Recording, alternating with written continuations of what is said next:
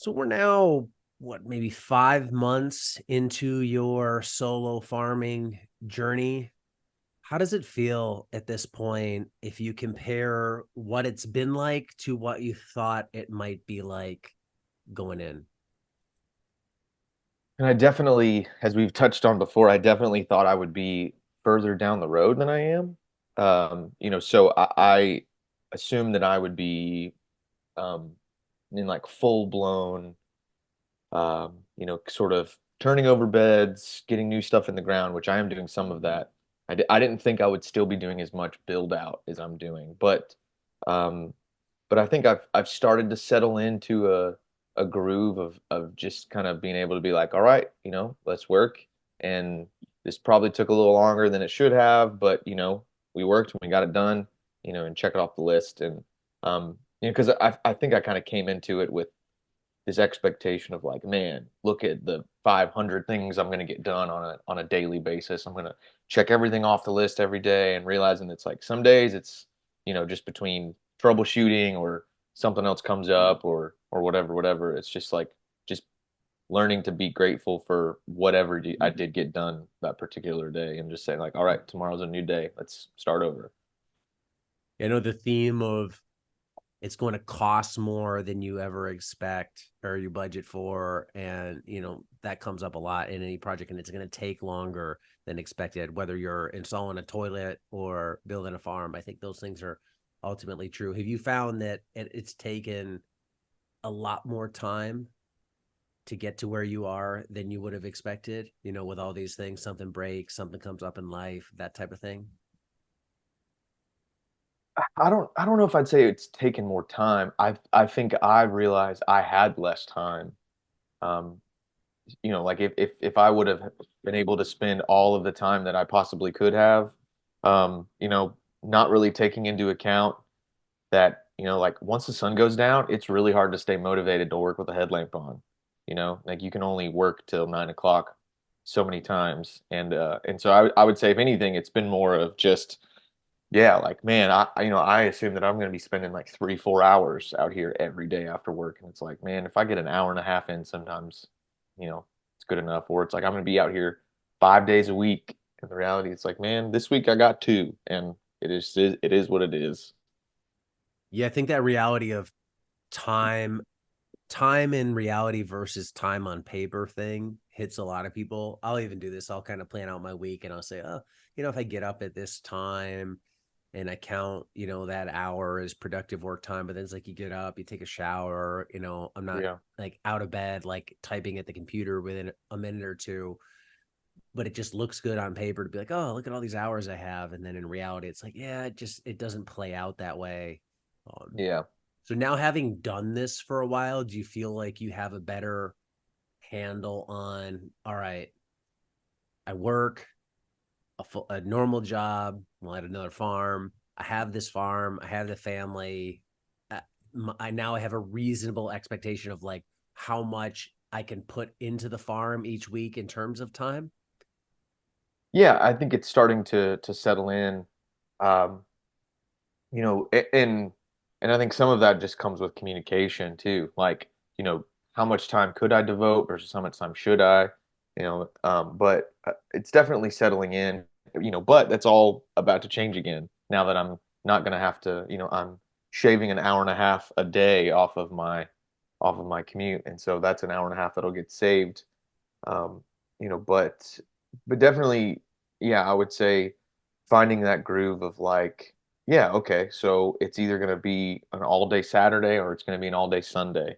So we just kind of have to pick and choose and plan accordingly. It's going to be, this night out of the week, or it's going to be this night. And now that we've sort of found a groove, like, um, I can almost sort of build my work hours and be like, all right, like I know I have to deliver stuff to the coffee shop on Friday mornings, and I have CSA pickup Friday evening, which means Thursday, come hell or high water, it's a farm day, and so I've got to go, I've got to harvest, I've got to get everything ready for both of those, customer groups, and so it's definitely become easier to sort of work it around our life and vice versa. Work, work life, scheduling stuff with other people, extracurriculars, whatever around the farm. Um, yeah. What about mental bandwidth? How's that been? And what I mean by that is whenever you start a new project, and you can be super excited about it. And it seems like, yeah, I'll do it. And everything else can go to the side. I have no problem putting in extra hours. I have no problem doing the headlamp time because you're totally stoked on it. And that's in that honeymoon phase. Then eventually it wears off and it's like another thing to do. And even though it's the direction you're moving your life in, it's the key to the future, it's another thing on the to-do list. And it just becomes hard, to avoid the feeling of burnout and that. How have you felt over this time of managing everything mentally? Um, I mean, I would say if anything, that's probably been the biggest unforeseen hurdle is just, being able to either shut my brain off at certain times of the day, um, or just like kind of how it started, just saying like, all right, this is, I can stress about this all I want to, or I can just sort of just make peace with it. But yeah, the mental aspect has definitely been probably the biggest hurdle. Like for example, today, I'm picking bunching onions, scallions at the other farm, listening to a podcast, uh, and they're interviewing someone from the NRCS, and they're talking about all this money, and then so my brain starts whizzing, and I'm like fighting the urge to stop what I'm doing and start working on like, yeah, I need to get in touch with NRCS rep in our area, and then it's like, you know, and it's like as much as I would love to be able to multitask and think about that, sometimes it's better to just shut it off. And that's, I mean, definitely at home as well, but but I think even on the farm, like if I'm in the middle of a task, like if I'm in the middle of, seeding, I can be in 10,000 other places thinking about the farm. But, just because you're at the farm doesn't mean that you're 100% present in what you're doing. And it's like, oh, I meant to do 4 trays of that, and I only did two, and I moved on to something else. And then you're like, all right, which ones were which?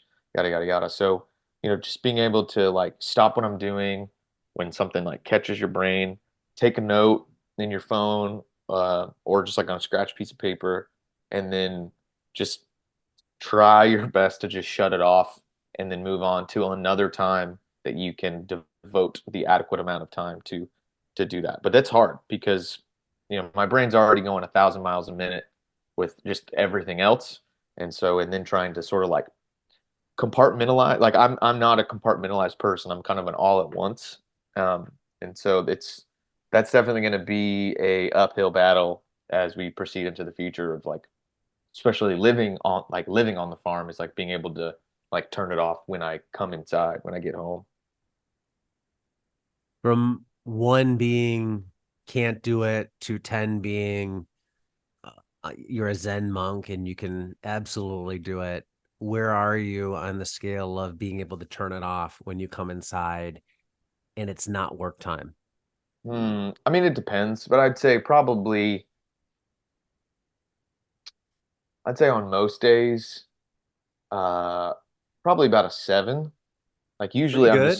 I'm so dog tired that it's just like I'm either so dog tired or I'm so like I've ran this in my mind 1,000 times and it's like I just can't anymore, But inevitably on the days where like we're winning, like it's good days, things are going really well. It's like you have that motivation to keep going. And so you know, it's so in a lot of ways, like the better days, the less stressful days are the ones where it's like, man, let's just like we found a groove and let's just keep going. Let's just keep riding this wave. And so those days are probably more like a 3 or a 2. Okay. Yeah, I'm a mixed bag. I think the days where I tend to have the easiest time shutting it off are days where I've had to do a ton of thinking around the Mhm. business and it's like just I'm mentally burned out. Like I'm not Yeah. physically burned out. It's like I don't want to make another decision. I don't want to do any more planning. Like I'm just sick of looking at this stuff. Just give me something where I can zone out or, I don't have to pay attention that much Yeah. or do some thinking.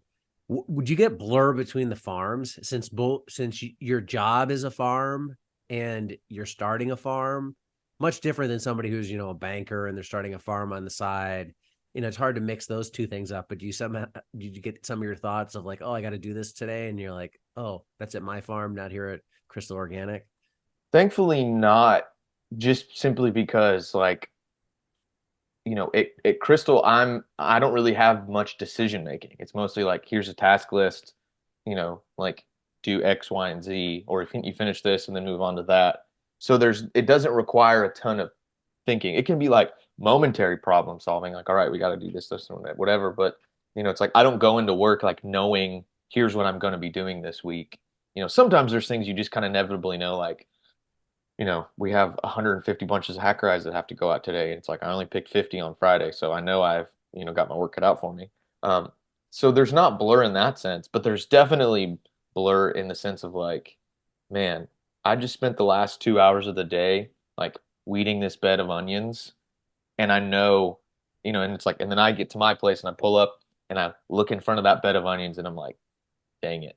Now I have to just do the exact same thing that I just did, but there's no like direct like monetary benefit of like, all right, well that took 2 hours, so that's 2 hours at my hourly rate. I know, it's like it's sort of like you just got to do it just because you have to do it because it's going to have repercussions down the line. So that's sort of the blur that you get. It's like, tasks that can already be mundane, and then it's like now you got to do it for yourself where you don't have a boss telling you to do it and the motivation of like being a good employee. It's just like because you are the only motivation that you have.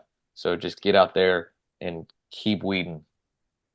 Yeah, it's like for somebody who doesn't like running or something, it's like, all right, you got to go run 2 miles, then you get back, and you're like, all right, that was just a warm up. Now you get to go run 2 miles Oh again. God. Yeah. Yeah, and it's like, get going. What? Okay, here we go. What's the? You wouldn't have expected this worst thing about starting a farm. Hmm. The worst thing about starting a farm that I would not have Like expected. something you just never thought you'd have to do, and then now you've done it, and you're like, I hate this part of the process. I haven't done it yet, but I'm dreading it because, well, I did a little bit of it yesterday, and that's what's not is mowing, like landscaping.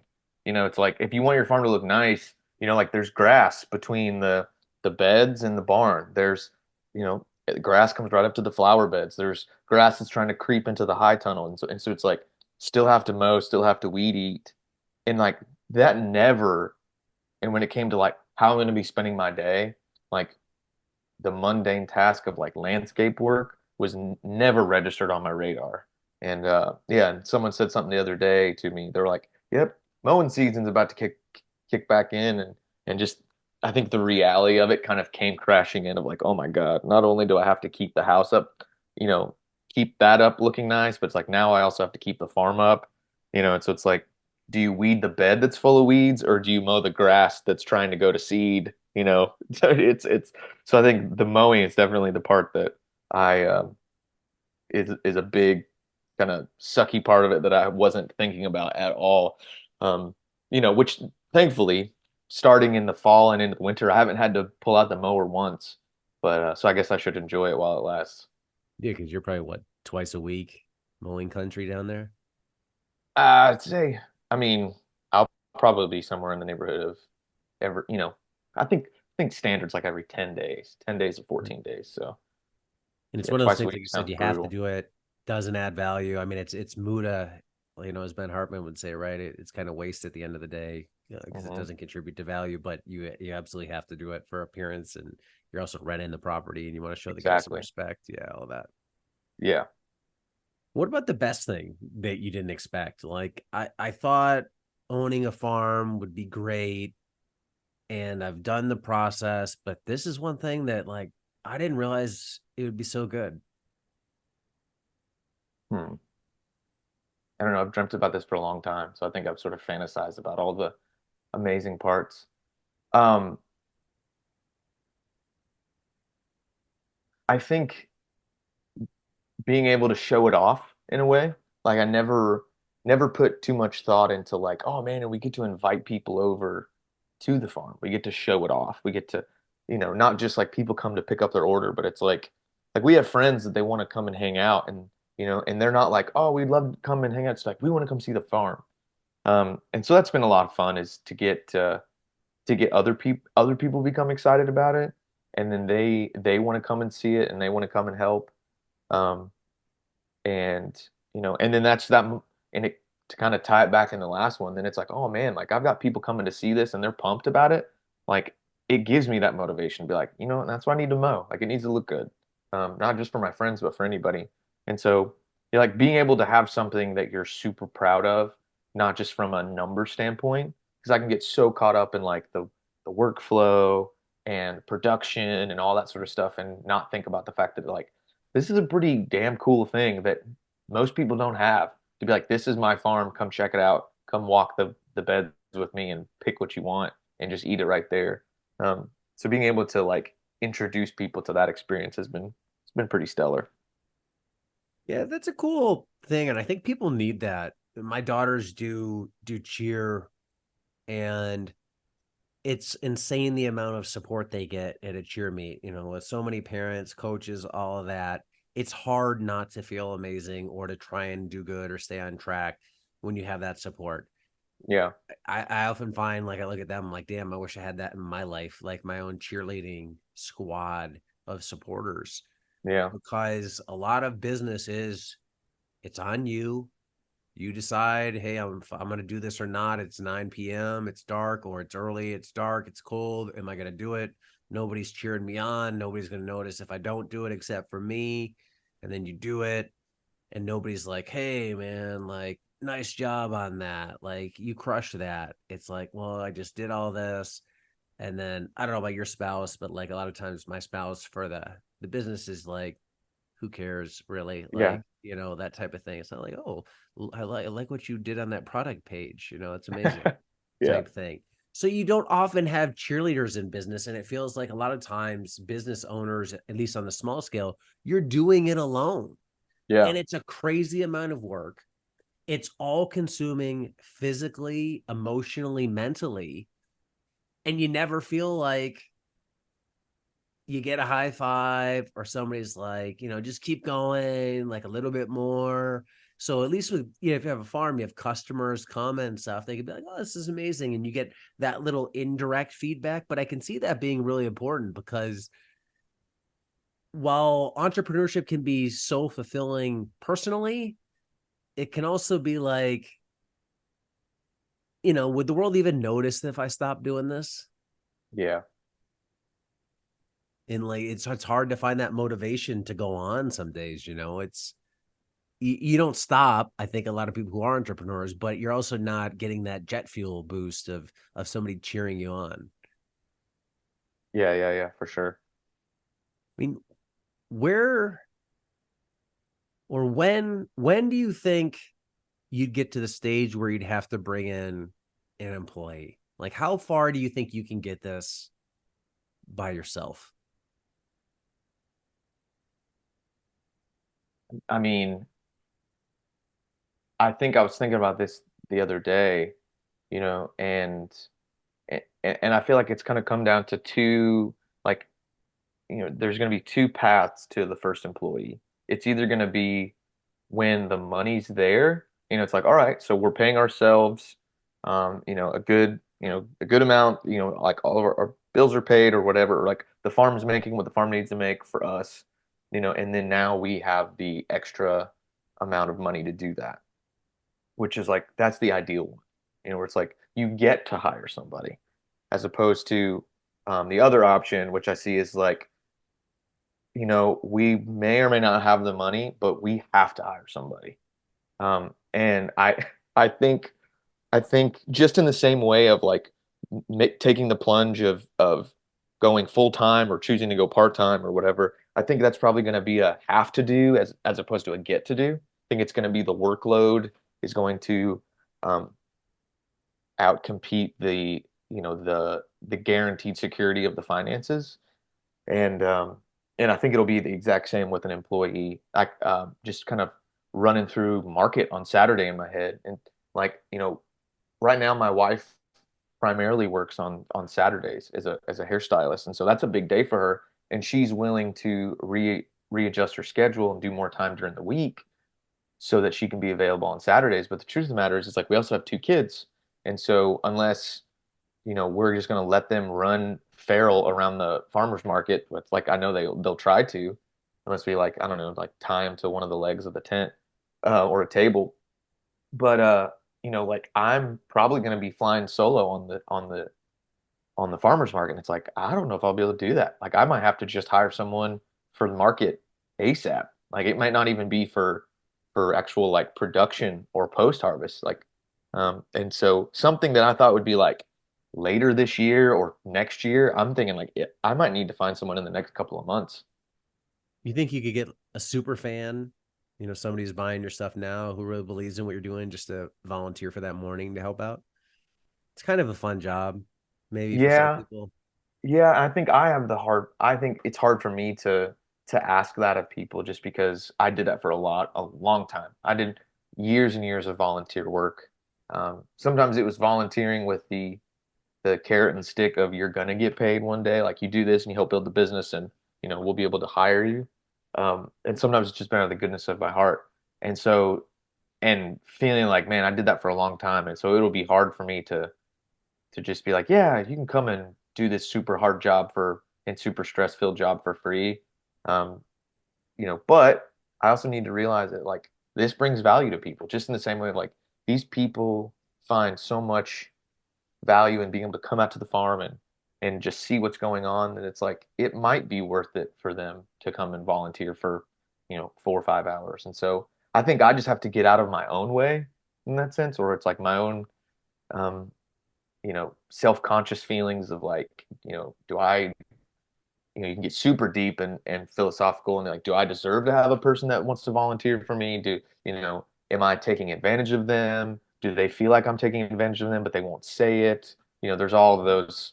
That's when I like really get in my head with everything in life, really, but specifically Yeah. with that. But it's a good idea because honestly, I haven't even thought about the fact that like, yeah, there's probably someone who um, maybe doesn't feel they have the physical stamina to be able to handle like even a half day out at the farm, but they could hang out at a um, at a farmer's market table and you know check people out. Even if I'm doing the heavy lifting of like making sure everybody gets what they need and they're just sort of swiping cards and taking cash and making change. Yeah, it's a good idea. I hadn't even thought about that.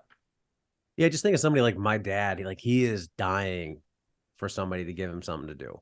Like Yeah. he doesn't want to be paid. He's Does he want like, to come to Georgia? maybe he does.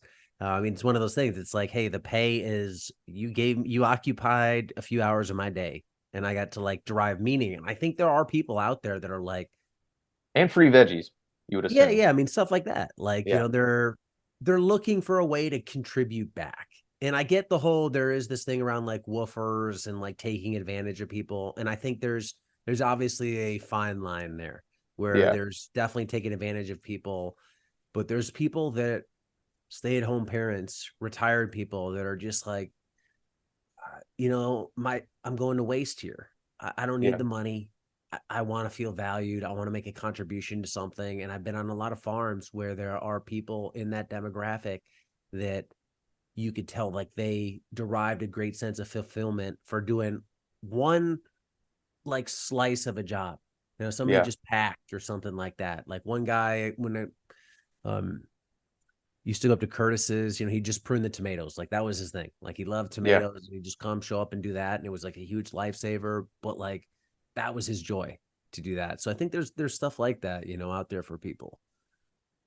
Real life scenario that could happen. You're at the point you realize you need to grow the farm.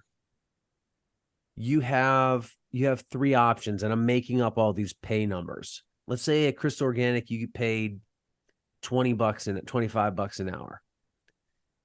You can stop your job and work full time on the farm. So now you've traded $25 an hour uh, for 8 hours a day. That's $200 a day for a full 8 hours, full commitment to your farm. So you traded dollars for time. Yeah. That's one option. Option two is You can hire somebody on your farm, and you only have to pay them, since they're less skilled, $15 an hour. You stay working at Crystal Organic at this fictitious rate, $25 an hour. So you're net $10 ahead, and you're still getting some guaranteed cash while you're getting this person's 8 hours a day in to fast track the farm. Or the other option is, hey, the other scenario is like, we'll keep working at Crystal Organic to pay for our living, Mm-hmm. but we'll take any money the farm generates to hire somebody for the farm. And we won't pull income from the farm, but we can pay somebody else to help do it. So you get like your part-time labor on the farm and somebody else. What do you think of when you hear those scenarios? You know, the especially starting out, like everything's so new that, whatever I did, if I hired someone, like they would probably be, at least for the first initial bit, they'd be right there with me. I mean, because it's like, unless I just luck out and I find someone who's like, man, I just want to find a good farm job. Like I've done this on and off for years. Like you know, got a good back. I know how to work hard, and I kind of know what I'm doing here. Kind of like what I was going into Crystal Organic, like not super skilled, but you know, uh, not coming in totally green either. Um, it would be hard to be able to just let somebody loose. I mean, I guess if it's like low skill things like, hey, like go weed those onions. It's like, you know what an onion looks like. Don't pull that out of the ground. Pull everything else out of the ground. Um, and you know, so but I think ultimately, like with any entrepreneur, like man, it would be hard for me to like, because everything I'm doing right now is in the end goal of like, I want to be on the farm because it's not just a job. Like this is the dream. This has been like the ideal lifestyle that we've wanted to live, and so like up until this point, everything has been like we'll do whatever we have to do to get me on the farm as soon as possible. And so I would say my knee-jerk reaction would be to like, you know, can I can time, you know, hopefully knowing that money and then some will be there, you know, and so you know, I would probably go with A within then B being somewhere close behind. Yeah, like if I can say I can only spend 2 hours a day at crop culture after I get done. It's like, but if I can turn, 2 hours with one person into, you know, 4 hours because I have another person there helping me. And it's like, yeah, did it cost me more than if I was just out there by myself? It's like, yeah, but I had another person and helps me stay on task and all that. So that's definitely a realistic option. And it would be pretty hard for me to pay someone else to come work on my business while I'm still working on someone else's business full time.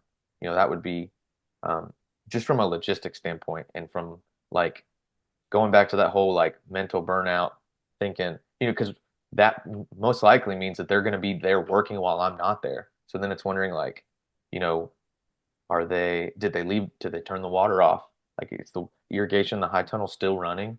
And, because like I forget to do that and I can't expect someone who's, making $15 an hour to not make the same mistakes that I do. And so that would be a tough sell. Um, but I could see that being a sustainable option if you really loved your job or like you're making a killing and you're like, man, it would be hard for me to walk away from this paycheck right now. Um, I could see how hiring someone to sort of do some of the early heavy lifting while you're still kind of earning a good income, like that could definitely be a good option. Yeah, building beds. Like I'm thinking of something on yours, right? Like somebody Yeah. comes in, puts in the beds, whatever. I totally get the part of turning them loose when you're not there, because if they don't know what's going on and you don't trust them, like the stress of that is probably a nightmare. But if it's fairly understandable manual tasks that are just like, hey, A, B, C, D, do it in this order, hard to screw it up. Uh, Yeah. there's probably those tasks where it's like, if you mess it up, how much can go wrong? And you want Hmm. the ones with the least amount wrong. What about what about this? Is this if these numbers flash through your head, you make X at Crystal Organic. Would you need to see a few months track record showing that if you went full time on your farm, you would make close to X? So Yeah, if you pulled in $1,000 a week from Crystal Organic, would you need to see like, okay, for the last month and a half, we've done $1,200 a week net, so I could make this switch because it's going to match up? Or how would you feel that transition out? the part of my brain that would be like, what's the wisest possible decision you could make would probably be like, yeah, let's try to make that, let's hit that $1,200 a week net, for a couple of months so that you can kind of guarantee, because, you're not going to be doing 1,200 bucks a week all year long, more than likely, so it's like, can you crunch those numbers, this number, or we hit this number consistently, but there's the realistic part of my brain that it's like, man, we're hitting these numbers. Like, let's let's take the leap and let's just go for it, because in the same time, if I do that, then I'm there. I'm full time, and the opportunity to pivot or grow or shift becomes much more feasible. Like if I'm working a few hours in the evenings and then a Saturday and a Sunday, and then something has to shift and has to change before May. Like it's going to take, I'm putting off a lot of stuff in order to make these pivots and make these changes. And it's like, but if I just bite the bullet and take the leap and something needs to change, it's like, no, man, I've got 40, 50 hours a week that I can, I could potentially get this whole transition. I'm just totally making up, man, like get this whole transition done in a day, and then boom, we're back to production tomorrow, the next day, because I'm just totally devoted. My mind's clear. I'm not thinking about like have to be here at this time and this night, whatever, and can I squeeze this in? Because also too, it's like sometimes you're limited in what you can do just sheerly by the amount of time. Like maybe a task takes 4 hours, and it's like I only got two, and it takes me 30 minutes just to get any sort of momentum into that. And then you got to stop, and then by the time you lock up and you leave and all that sort of stuff. So um, I'd say realistically, it'll probably lean much closer to we're hitting these numbers over the last couple of weeks, and it's looking like based upon the way the market's doing and what's coming in, and it's like, yeah, let's bite the bullet. I mean, that's just kind of the person I am. It's just like that sort of Indiana Jones, like take the step out into the nothing, and then boom, there's a bridge there. That's kind of been my entire life, and it hasn't really steered me wrong up until this point. So it has to work out, right? Yeah, I think that's a lot of life. I think things generally tend to work out for people, Hmm. minus stupidity, meaning massive bets, failing to acknowledge when things aren't working. So accruing a massive amount of debt, like those types of things, I think is where people go wrong. You watch any of those restaurant type makeover shows, right? They owe tons of money, that type of thing. Things clearly aren't working. They're like doubling down, mortgaging their house, like doing insane stuff. As long as you stay out of that territory, I think for most people, life tends to have a softish landing. Yeah. Here's the $1 million question, right? Um, can you get it? Can you get the farm to where you need it to be to transition to it full time while only working part time? Yeah. I mean, that is the $1 million question. Yeah, it's like, can I, it's like a sort of a chicken or the egg, like if you need X number of dollars to justify being there full time, can you get to X number of dollars part time to prove that you can support yourself full time? Or do you need full time work to the the generate the sales that you need to continue to be full time, and so it's like, so you either go part time and realize you've hit your ceiling. It's like, listen, I can't hit that $1,000 a week at a farmer's market. I'm hitting like 700. But if I'm 70% there at part-time, then and I'm consistently hitting 70% of my original goal, um, then it's like then maybe I can take a slightly less risky leap and then jump into it's like, well, if we're hitting 70 at part-time, then we should be able to hit, 150 at full-time, theoretically. Um, and then we're in an even better situation than when we started. So that's pretty idealistic, um, but I'd say more than likely that's probably where we'll be is we'll find our part-time sort of production ceiling and then have to decide, are we fine with this for right now, until we figure something else out financially, whether it's like cutting costs further or Sarah's business starts making more money or what. Or we just go like, all right, we've found sort of like we've been plotting this, and if we can project where the next dot on this plot will be and it lands where it needs to, then we should be good. Let's pull the trigger. Let's go.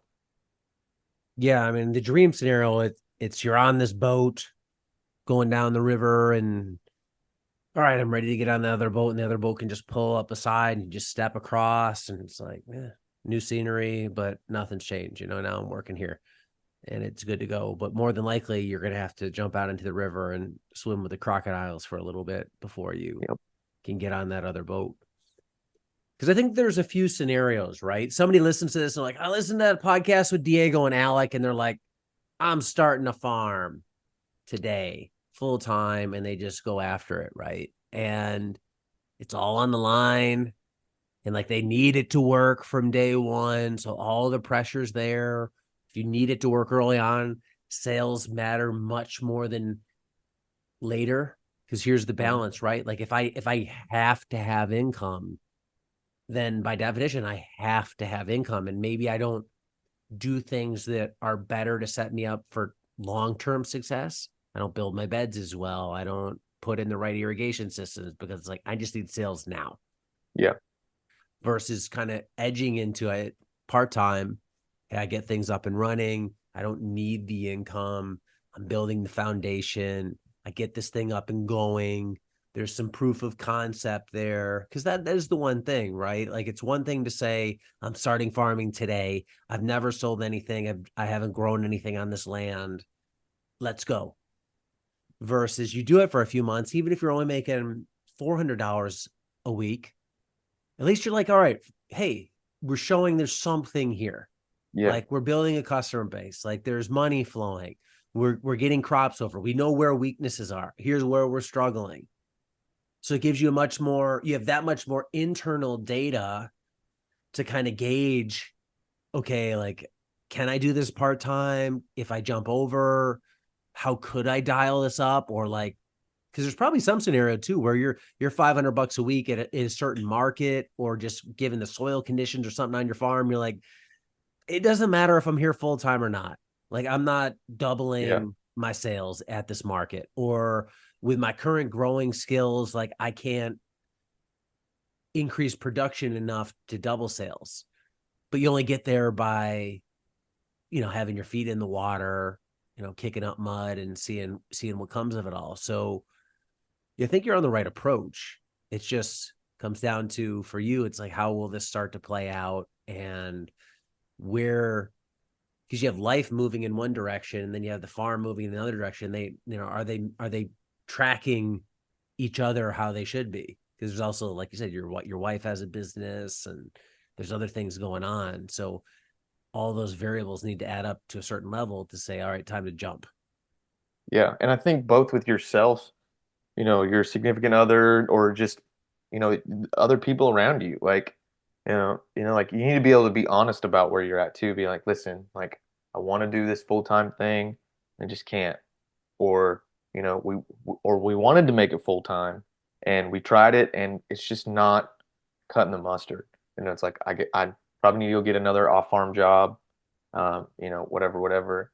And I think, one, you just need to be honest just because it's like it's the best it's the best thing you can do both with yourself and with people around you. But I think also too, like if you just act like you have it all together, like we're totally on track, we're making it happen, it's going great, we're gonna get there. Like I think people just assume like, oh, they've got it handled, But if you're like, man, I am struggling real hard, I think you'd be surprised what people will do, like, um, maybe it's a generous landlord that's like, you know what, man, like here's a free month of rent, or here's or it could be like, here, I'll leave you a tip when I buy my CSA box, just because it's like, you need it more than I need it, and I want you to succeed, and we want to partner with you to make that happen. So I think being honest about your situation and through that transition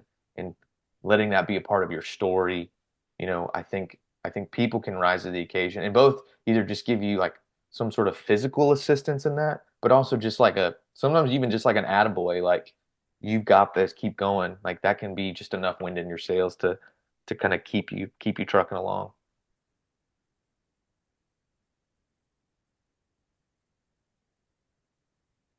Did you ever see it being a successful part-time farm? Meaning, let's say you gave it a go and the numbers just couldn't, you can't get to where you need to be full-time for whatever reason. Let's just say you tried every option out there. Like you just can't get it.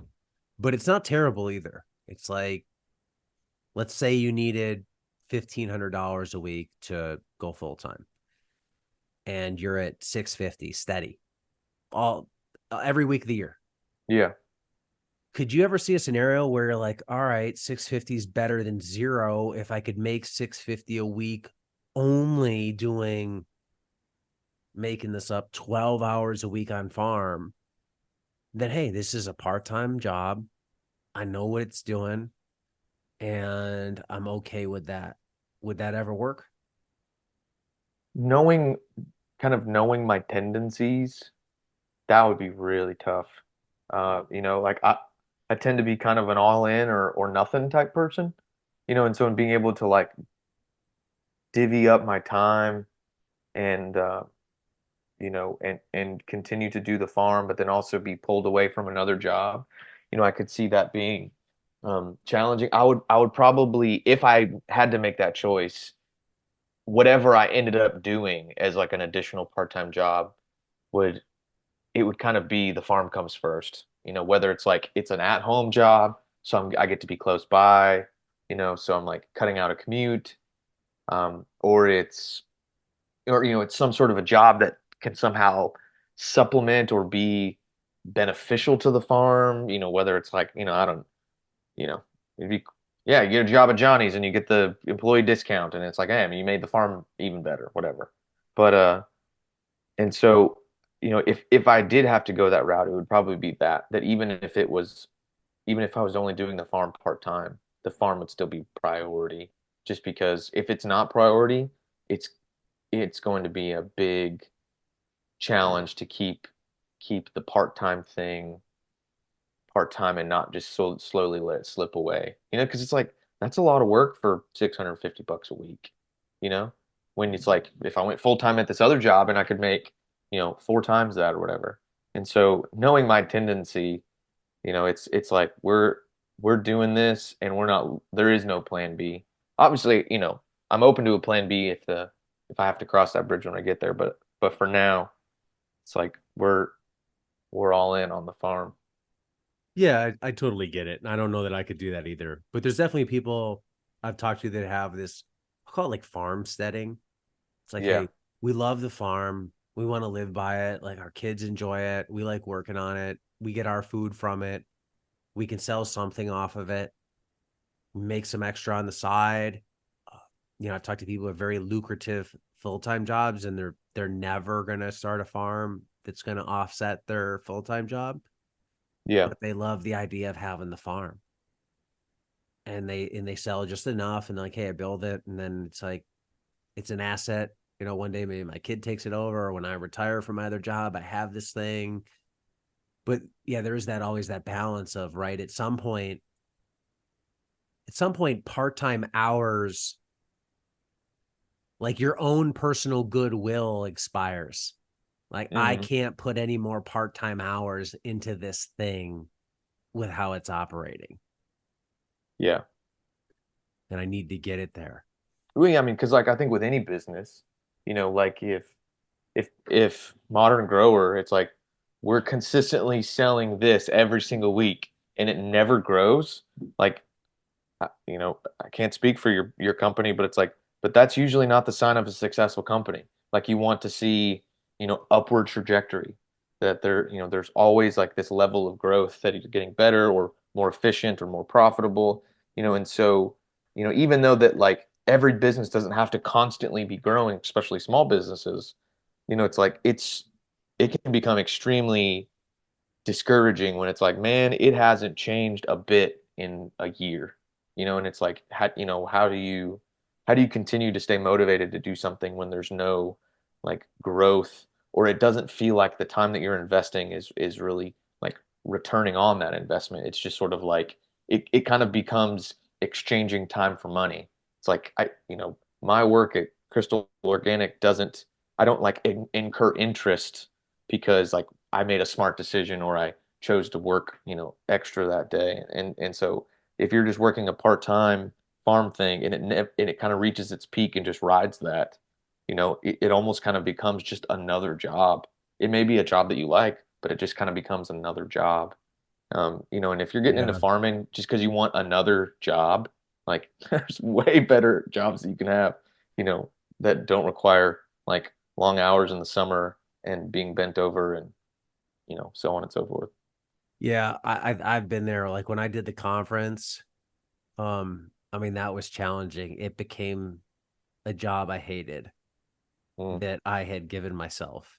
So it's like you hired yourself to do a job that you then hated because it was a business that struggled and it was all about revenue. And I'm not saying this is all about money, but at some point a business is all about money. And like you're saying, if you're putting in everything you have physically, mentally, emotionally, and you're not seeing growth, if you're not seeing things go the way you expected or they decline, it's like, why am I doing any of this? It's hard to get the soul food yeah, out of it at that stage, because the reality is like we need money.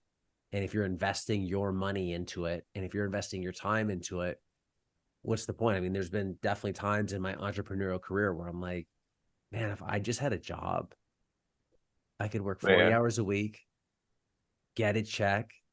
The stress level would go from 100 to a 10. yeah, I could switch it off at whatever when I'm out of work at 4 o'clock and switch it back on at 7 a.m. the next day. Everybody else takes care of these other problems. I just focus on this one thing. Like even now, there's days where I'm like, damn, like sign me up for that. Like I really yeah. want that. And then you make it 3 months in, you're like, I'm miserable. I have to go start something. I got to build something new. Yeah, I think there is that, but I think there is jobs people love. Like that's the other Yeah, for I sure. because I've had jobs I've hated and I've had jobs I really liked. And it's tough because I also do have the entrepreneurial bug and I don't think I was born to work for somebody else for too long. Yeah, And I'll just like I just don't think that's how I'm wired. But I do get like I mean there's days now like I would say I'll trade a lot of this in for just a check. I mean, yeah. I got to go to Check work, right? and a 401k and 2 weeks paid vacation. And yeah, let's call it a day. So there's something about, I mean, that's a whole nother conversation of people that want to start a farm, but it's why do you want to start a business, right? Hmm. Because there's one thing of like, I want to have a farm. And I think a lot of people can accomplish that with a big garden. Yeah. And there's another thing to be I think where people make the mistake in farming specifically is a farm business. And you probably get this with bed and breakfast, restaurants, that type of Hmm. thing too. They're kind of like, oh, start a bar. Yeah. Everybody will come. I'll just hang out. It'll be so fun. And they Yeah. forget like all the crap that goes along with that. And I think farming's the same way. Like for you, if you go back, what What's the motivation of wanting to have a farm?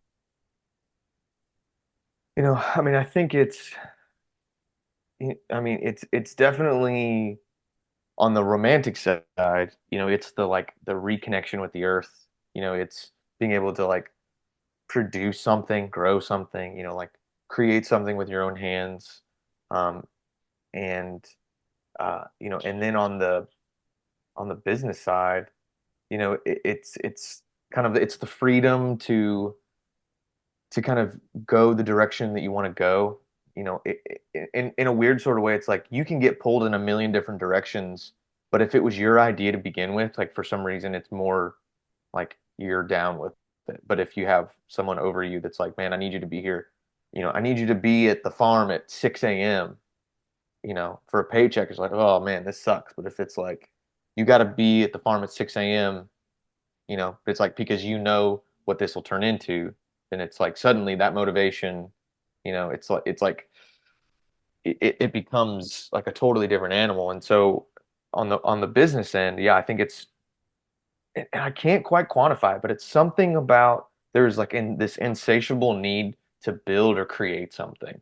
Like just, kind of having like I jokingly call it like a pretend job of like, you like something like HR where it's where like you can't look at the end of the day and be like, oh man, look at this office looks different than it did before in the same way that you can where it's like this bed was empty and now it's full of broccoli, or it's like, there was all of this lettuce and now I've harvested it and it's in bags and it's going to become, nourishment for somebody else. Like there is this insatiable need to to be able to like create something, build something, um, and then be able to like give that to people, because I tried one entrepreneurial venture during COVID. Buddy and I tried to start a disinfecting company, and it was an absolute total disaster.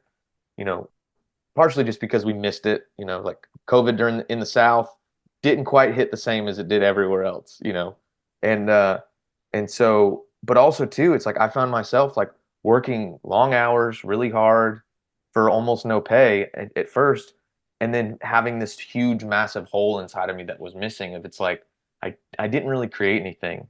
Like I didn't really. I mean, yeah, I left this place cleaner than I found it, but it was just like something about the tangibleness of it that I think, whether it was like the construction company, the landscaping company, or now this, like it's about that like kind of that creation and that husbandry of it is what draws me to it at the end of the day. Yeah, I love that. And that's all like the amazing things about starting a business because it's also like, hey, yeah, yeah, yeah. You want, I got this. You want to buy this? Yeah. It's you can have all that stuff, but guess what? You might not get paid. In fact, you might have to spend all your life savings on this thing. Your wife might end up hating you. Yeah. Your kids might hate you. Nobody might even care. A whole bunch of stuff's going to go wrong that you don't expect. And it might not work. You still want to do it. And it's like, that's the thing. It's almost like a Key and Peele skit of what people are selling here. It's like the entrepreneurial dream is all those great things. I want to Yeah. build it, but there's also the terribly shitty side. Maybe I'm tainted from like 10 years of doing this. Um, but there's definitely like the bad side. And I hate to glorify it too much. I am cautious of being like, yeah, you're going to jump into this water and yeah, sometimes it looks pristine. But it's like that Harry Potter scene. You get under the water and you start seeing all these demons and stuff hiding in the weeds. And you're like, oh, I didn't know any Hmm. of this was here. I thought I was just swimming in this beautiful lake. Yeah. Yeah. You didn't see the crocodiles to begin with. Yeah. Well, given where we're at later in February, still gung ho, still feeling the dream, motivation strong as ever, no issues. Yeah. I mean, it's more just like a work-life balance right now. Just trying to get through finish the move and get my butt here, every day so that I can get going. We're just a little shy of a month out from our first market. And so my goal is like at least survive until April 6th and get one market under my belt. And then maybe I'll quit after that, or maybe we'll just do this forever.